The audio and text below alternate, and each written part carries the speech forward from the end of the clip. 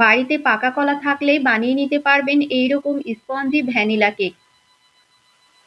কেকটা কিন্তু ভীষণ সুন্দর হয় আর খেতেও কিন্তু খুব ভালো হয়। আপনারা দেখলেই বুঝতে পারছেন যে কতটা স্পঞ্জি হয়েছে কেকটা। তো কলার এই স্পঞ্জি ভ্যানিলা কেক বানানোর জন্য এখানে আমি কলা নিয়ে নিব ৩ থেকে ৪ টে মতো। ওই ৪ টে মতো কলা নিয়েছি।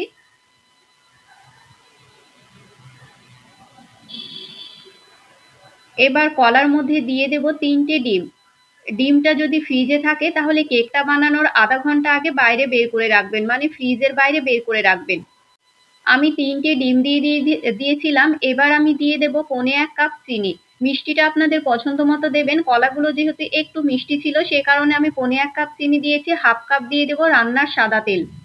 আপনারা চাইলে বাটারও দিতে পারেন। এবার খুব সুন্দর মতো করে কিন্তু পেস্ট করে নিতে হবে। একদম স্মুথ করে পেস্ট করে নেবেন।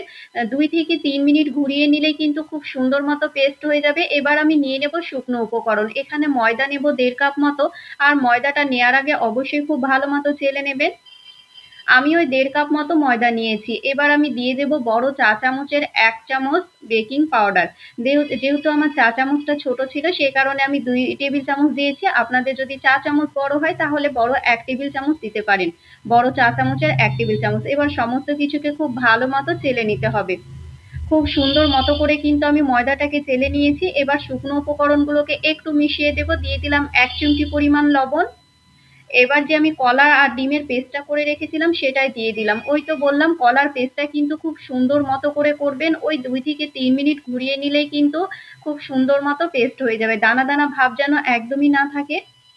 এবার ময়দার সঙ্গে পেস্টটাকে খুব ভালো মতো মিশিয়ে নিতে হবে। খুব সুন্দর মতো করে মিশিয়ে নেবেন। দলা পেকে যেন না যায় সেরকম বুঝে কিন্তু আপনাদেরকে মিশ্রণটাকে মিশিয়ে নিতে হবে। খুব ভালো মতো যদি মেশানো না হয় তাহলে কিন্তু কেকটা একদমই ভালো হবে না, স্পঞ্জি হবে না।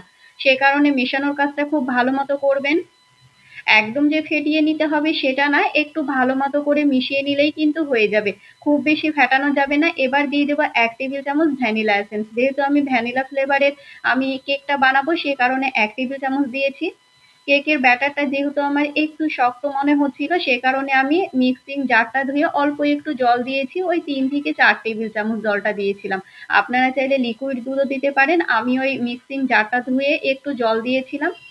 এবার সমস্ত কিছুকে খুব ভালো মতো মিশিয়ে নিতে হবে। এই পর্যায়ে কিন্তু আমার ব্যাটারটা একদম পারফেক্ট আছে। ওইদিকে আমি ব্যাটারটা রেডি করে রেখে দিয়েছি।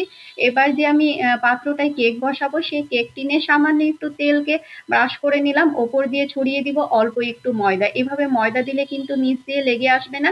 আপনারা চাইলে বাটার পেপার কিংবা যেকোনো পাতলা পেপারও বিছিয়ে দিতে পারেন। এবার যে আমি ব্যাটারটা কেকে রেডি রেখেছিলাম সেটাই দিয়ে দিলাম। একটু ট্যাপ করে নেব। ভেতরে লাম্প থাকলে সেটা কিন্তু বাইরে বেরিয়ে যাবে। এইদিকে আমি যে পাত্রে কেকটা বেক করে নেব সেটা কিন্তু ৫ মিনিট প্রি হিট করে নিয়েছিলাম। একটা স্ট্যান্ডের ওপর বসিয়ে দিলাম। এবার ৪০ থেকে ৪৫ মিনিট গ্যাসের আঁচটা লো ফ্লেমে রাখলেই কিন্তু কেকটা রেডি হয়ে যাবে। আমার ওই ৪৫ মিনিট মতো লেগেছিল।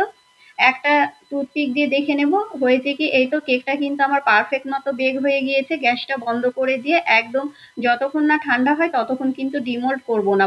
পুরোপুরি ঠান্ডা হয়ে এলে ডিমোল্ড করে নেব।